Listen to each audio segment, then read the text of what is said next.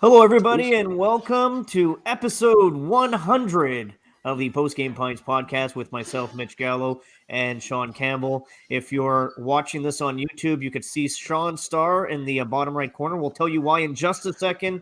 But, Sean, it is for us episode number 100 on the Post Game Pints podcast, and I thought just a good time to thank everybody who stuck with us, right? You think about when we started this thing, life was normal. We went through the pandemic.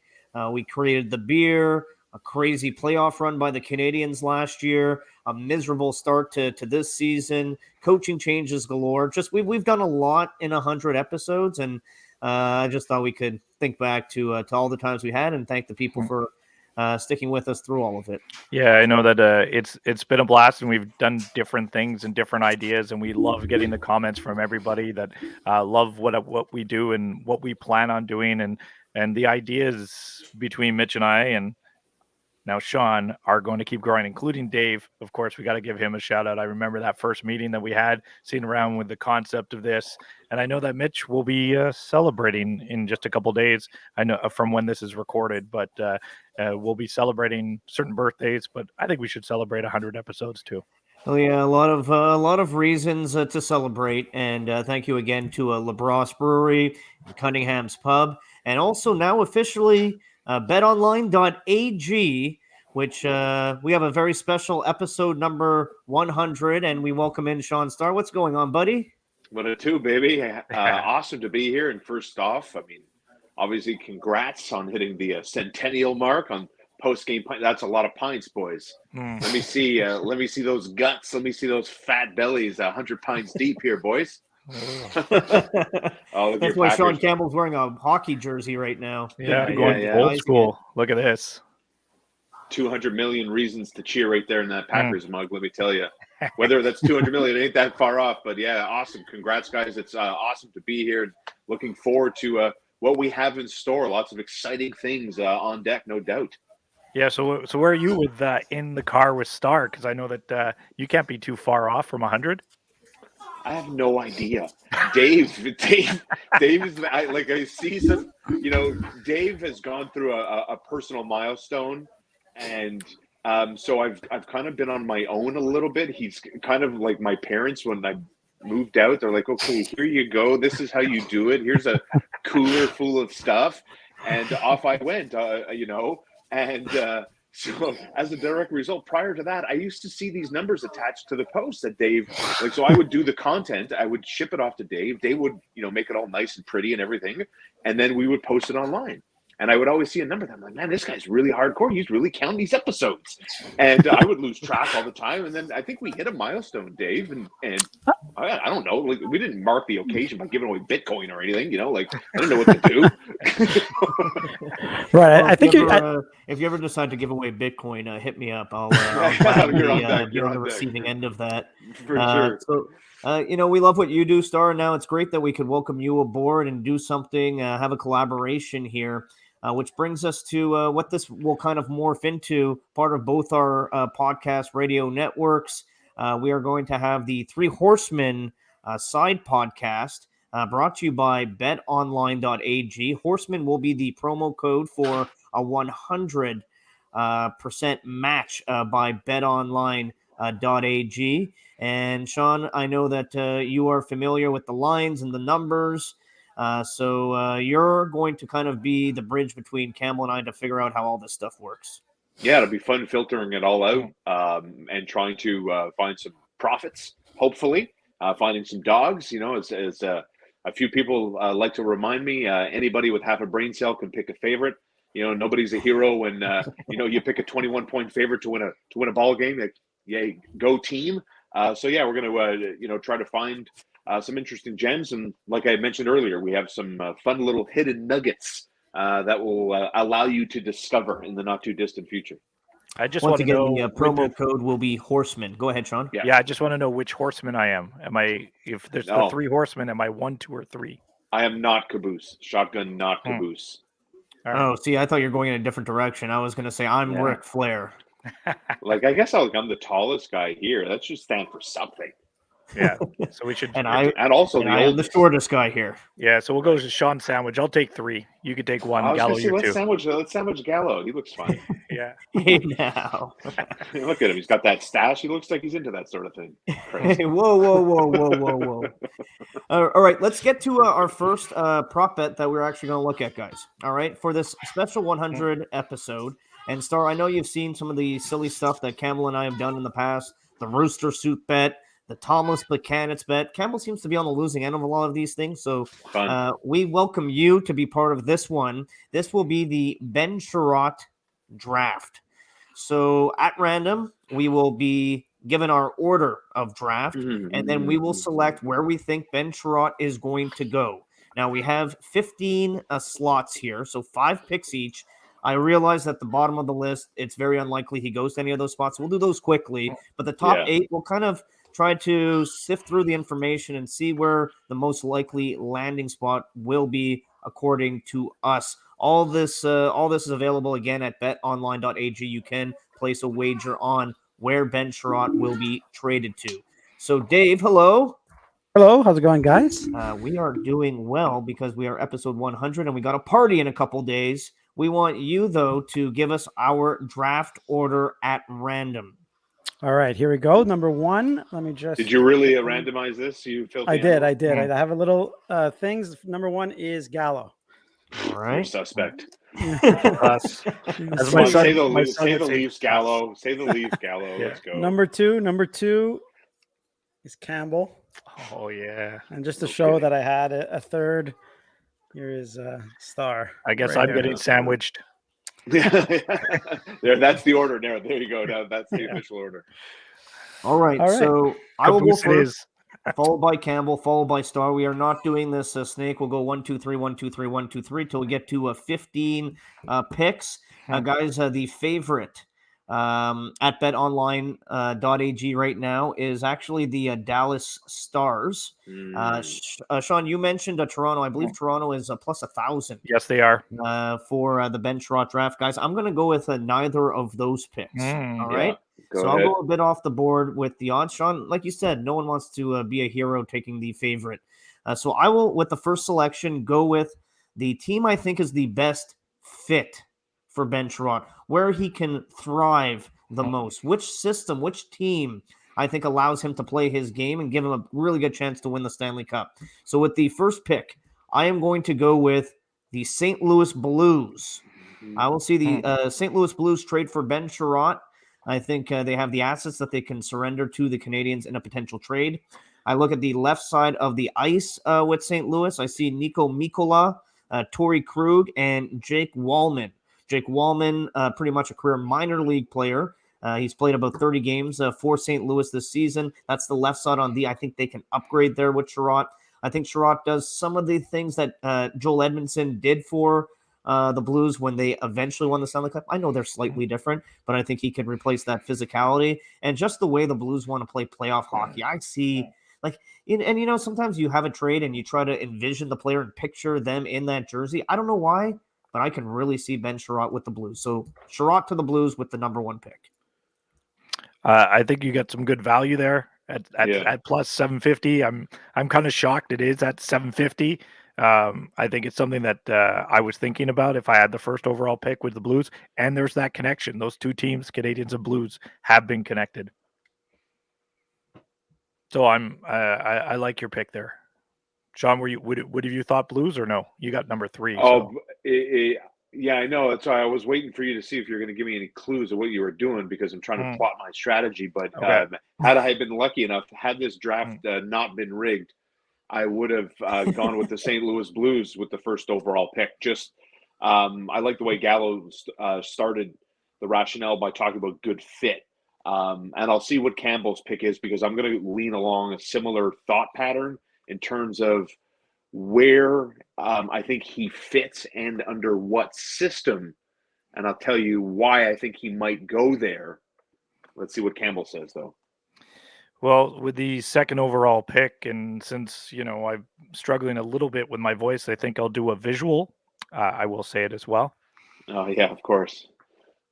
Taking your talents. Good The pick. Campbell team chooses the Florida Panthers. The Florida Love it. Panthers for the blue line. I just it's a team that I think needs a little bit more depth on the blue line. I think that they have all the assets up front, but Ben Chiarot would be such a compliment.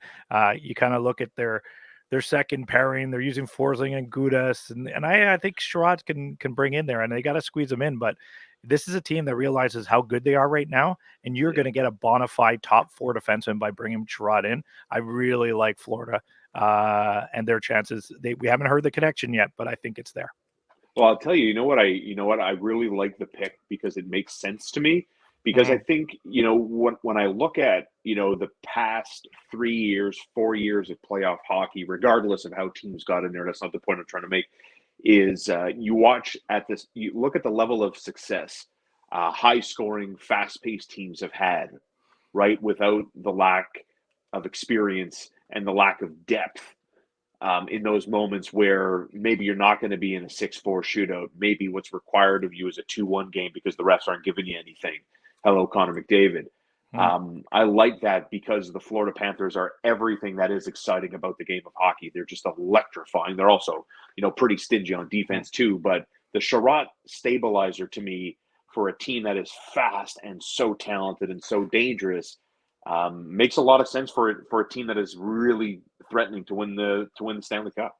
And the Canadians played fast. Just the Canadians played fast in the playoffs last year, and Chiarot had no problem keeping up. Sorry, Mitch. Go ahead. Yeah, no, that's fine. The only thing I'll really add here is you look at the potential playoff matchups for the Panthers, whether they have to go against Tampa Bay, who they played last year, and that was a really open series that maybe a guy like Chiarot could have helped shut down a team like Tampa Bay, or they could meet up with Toronto if Tampa Bay wins that division.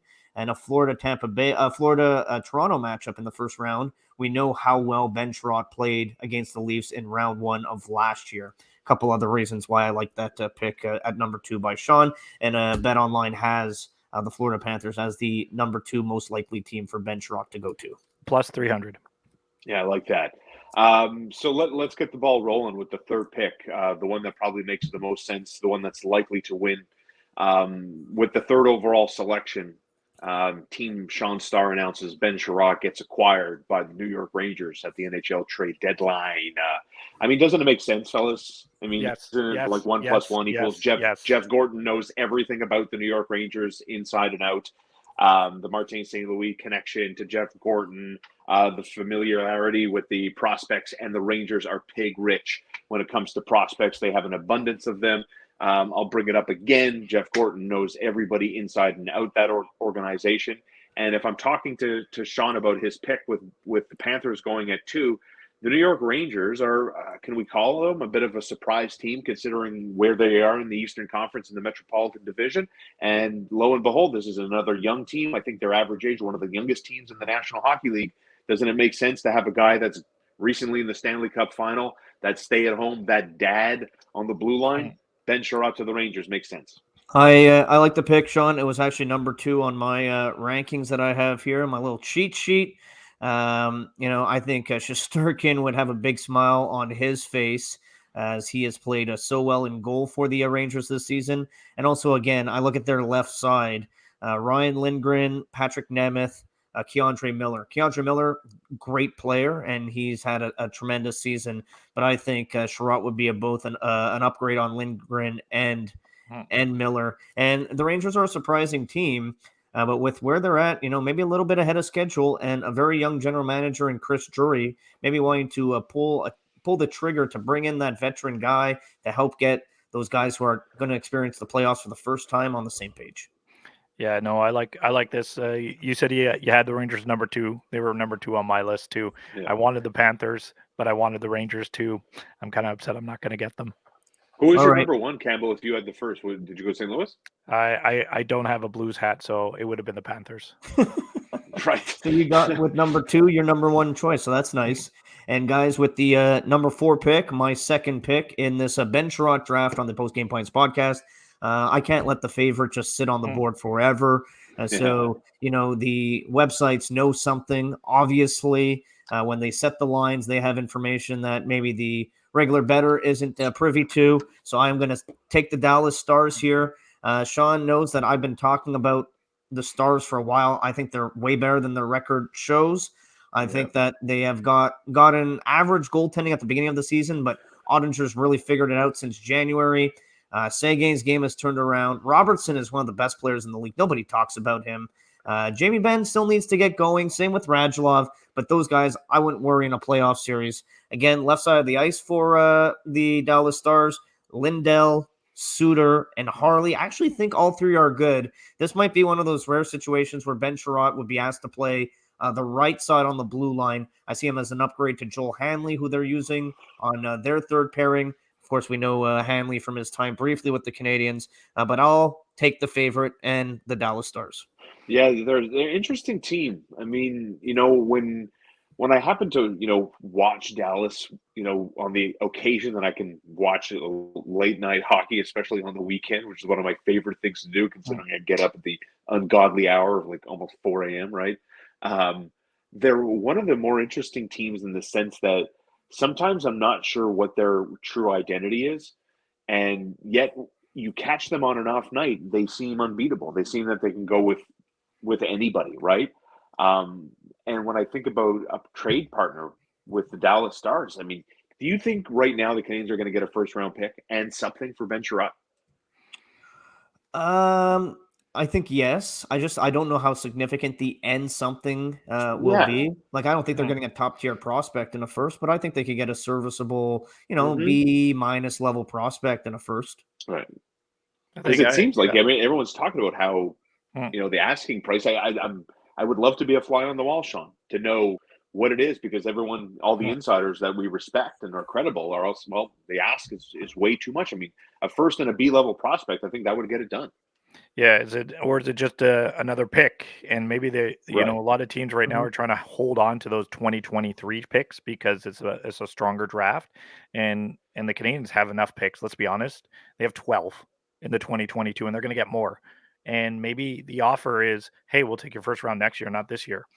So maybe that's something that you could get if it's just going to be a first round pick. I like your pick of the Stars. I'm going to go with rumors for the next pick because he was tied to the Calgary Flames in that Toffoli deal, and it looked like it was very close. I'm going to go with the Calgary Flames with my next pick. I think you look at Shillington there, Zadorov, and I like your point. Chiarot can play both sides. I think the Flames need a little more depth in their top four. I'm going to go with the Calgary Flames. Yeah, Sherrod, Daryl Sutter hockey, right? Mm-hmm. I mean, they're so good too. I mean, already, you especially at home this season, they went on this incredible run in the second half, and everything about Calgary. I mean, I know, Mitch, I saw. I mean, you're not really. I think if we're doing a buyer seller game, you might be selling on Calgary. I don't want to speak for you, but I got that impression. Am I right? Yeah, no, you're right. I think they're good. I just think they're slightly overrated at this time. And everyone always takes that when you say a team is overrated to as if you think they're bad. I don't think they're bad. I don't think they're as good as some of the other teams in the league. That's all. Yeah. I also like my odds at plus 600. Yeah, that's nice. And yeah, Chiarot definitely, Shaun, like you talk about that blue line. I think in a playoff series, if I'm Calgary, I'd be very worried about Goodbranson and Zadorov, like out there in a playoff series against Colorado's top line. Like that would really scare me. But if you could bring in Ben Chiarot, like I like Shillington, who you mentioned, but Chiarot makes that team a lot better. They don't have the first pick. That's the thing that 2023. That's you start grab a pick for next year. That's I think. Yeah, or you're talking top prospects that were drafted in the first round, right? Go down that depth chart. Yeah, they have a couple in the AHL in Stockton right now that like Jacob Pelche. I think that if you're able to steal that, good for you. So yeah, I like the Flames here. Are you ready for my pick? We are. Let's go. Hold on to your hat, Campbell, because there's a hurricane in town. I just came up with that like right now. It was so good. I mean, you have the general manager coming out and saying we're short defensemen. We need defensemen. Hello, Kent Hughes. Hello, Kent Hughes. Ben Chiarot is available. I mean, for years, haven't we known the Carolina Hurricanes to be pig-rich in defense with so many prospects that they could afford to keep them in the minor leagues before ultimately graduating them? Some did not ultimately to the National Hockey League. But if we're, again, in the context, and it seems like we're obviously doing all the cherry picking of the teams that are preparing, right? This is what we're doing here. They are preparing to win the Stanley Cup this year. I think that's the trend for some of the picks that we've made, if not all of the picks. And the Carolina Hurricanes are no different. And they have their general manager going on national radio networks talking about how they need defensemen. They are short defensemen. So it makes sense. And again, the devil, right? I mean, the Carolina Hurricanes know the dirty laundry of the Montreal Canadiens and vice versa. So I like relationships because business can get done that way. I like Carolina to get Kulak more than Chiarot.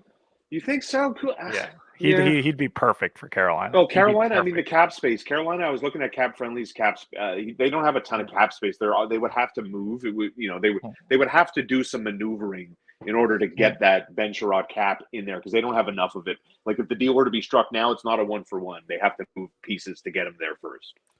I like the pick just because he would fit in great with the Hurricanes, and they are a legit Stanley Cup contender. Yes. And also, I'll say a good thing that Mark Bergevin is no longer the GM, because if he was, I may have ridiculed your pick, Star. But with Kent Hughes, maybe not so worried about that.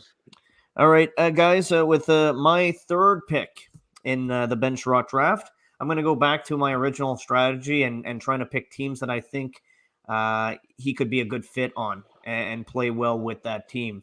And I don't believe, and correct me if I'm wrong, I think Shaun tracks this stuff more than I do. The Canadiens and Boston Bruins haven't made a trade since the Eric Weinrich deal 20 years ago. Wow. That's the last time we saw a trade between Boston and Montreal. And of course, you go back to the relationships Kent Hughes and Jeff Gordon have and the ties they have to that organization. So with my third pick, I'm going to go with Boston guys. I think, again, I'm going to look at that side on the fence. Grzelcyk's been hurt. Mike Riley, we know of, and he can either be really good or really, really, really, really, really, really, really bad. And then for Bort, I think they were expecting more when they brought him in during free agency and hasn't really been good enough. I like them on the right side, but on the left, I think they could use an upgrade. And Ben Chiarot just seems like a guy who'd fit in well playing the Bruins style, and I think Boston fans would love him too. So I'm going to go with the Boston Bruins with that pick.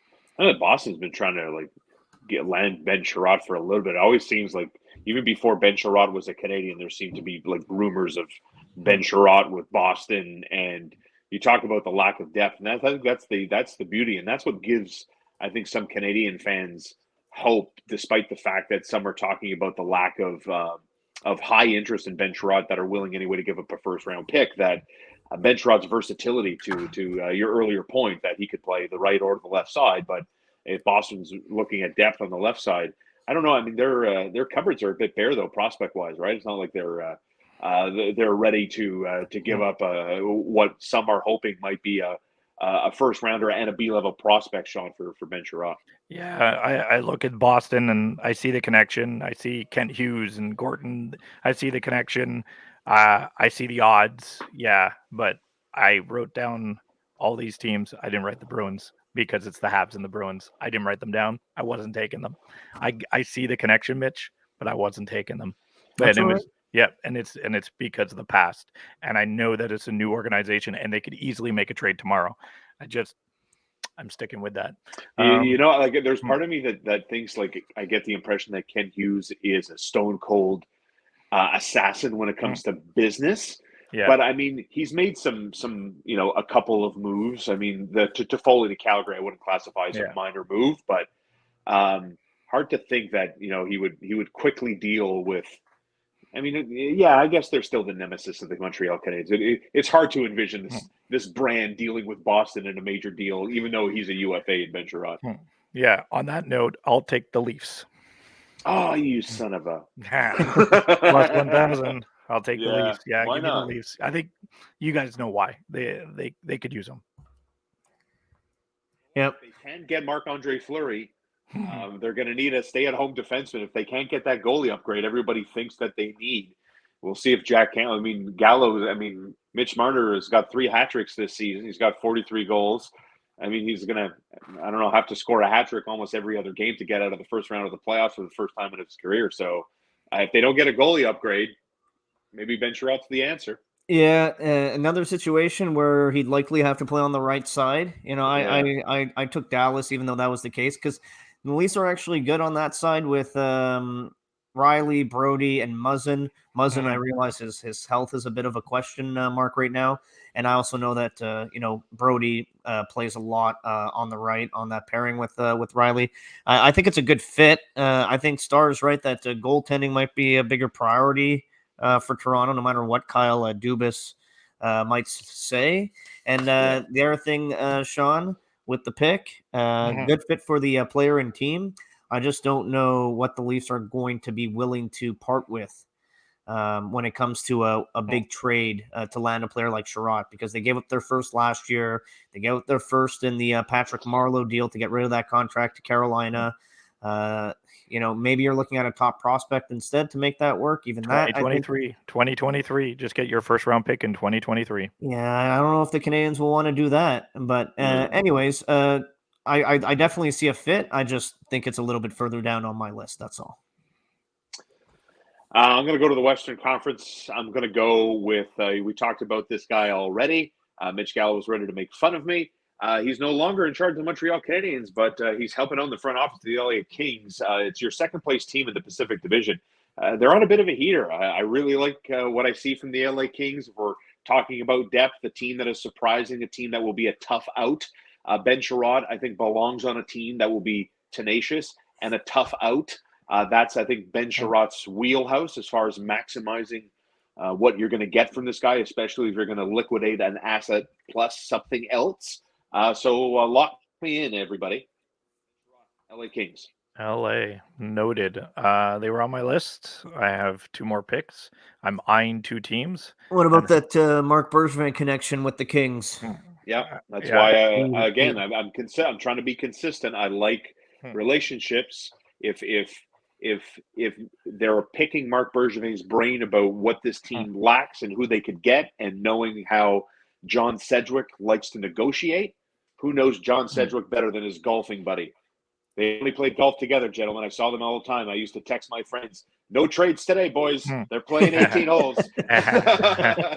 Yeah, I like Petrie maybe in the off season to LA in the off season. Petrie maybe. Yeah, wait, I like Petrie off the Canadians. ASAP. Yeah. Give me odds. Give me odds on that. I'm with you. I'm with you there. I am not a Petrie guy at all. All right. So that brings us to, guys, the rapid fire. We don't have to elaborate tremendously on our final 2 picks here, because we are in the area where it's less likely that he goes to one of these teams, but we'll continue on and finish off the board that Dave Trentadue so kindly put together for us. With my 4th pick in this draft, guys, I'll go with Colorado. Okay. I will go with Minnesota Wild. They have John Merrill. He's playing great this year, but Chirot's better. Let's just, Yeah. Pittsburgh Penguins for me. Put them on the list. I wanted them. I wanted them. I even wanted to mention them earlier, but I kind of, you debate with yourself in drafts like this, right? And so this will be my final pick. I'll go with the Edmonton Oilers. Yeah. All right. Give me Tampa.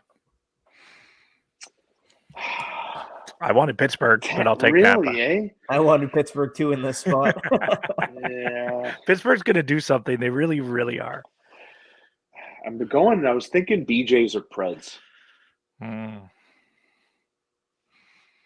Nashville. I'm surprised Washington didn't get picked. Yeah. Right. Washington is a team I'm surprised didn't get picked, and the other one is Vegas.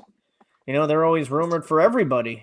I know. And none of us go with the Vegas Golden Knights. So what happens if we all lose? All right, so here's what I want to do. We are going to have to throw it out on Twitter for suggestions. All right? Either the winner can get something or the 2 losers can have a punishment. We'll take the best 4 on Twitter and then have a poll to finish off the voting. Yeah. And then that will be the end game here. Because every do some good hot bet has ones, to have an end game. Some hot ones. Eat some hot ones, or eat some some hot wings, some punishment by eating some hot wings or something. Campbell will be too happy with that. Cunningham's hot wings. I want to lose. Right. Mark me down for a loss. I So, want to lose. So, Star, what do we have going on here with the Three Horsemen? Yeah, so it's going to be an interesting project that we're going to be taking underway with the three of us. So you can expect some more insights, hopefully some hot takes, some winners, hopefully few losers, and lots of interesting, as I mentioned earlier. If you've been with us all this time, thank you, by the way. The fact that we have some surprises that I think you're going to like if you enjoy entertaining yourself with a little side wager here or there while watching some sports. Oh, can't wait. And thanks again for to betonline.ag for jumping on. Promo code is active now, Horseman, at BetOnline for your 100% match. Giddy up. Giddy up. And thank you to everybody who took the time to listen today to the Post Game Pints podcast. As usual, don't forget, click, listen, subscribe. We appreciate all your comments. We're going to throw out the possibilities for the end game of this bet between the three of us. And again, episode 100, Shaun. I can't wait to do 100 more. I just hope I sound better at 200. Yeah, but 101 would be good too. Yeah. I think so. See you guys. Bye. Later.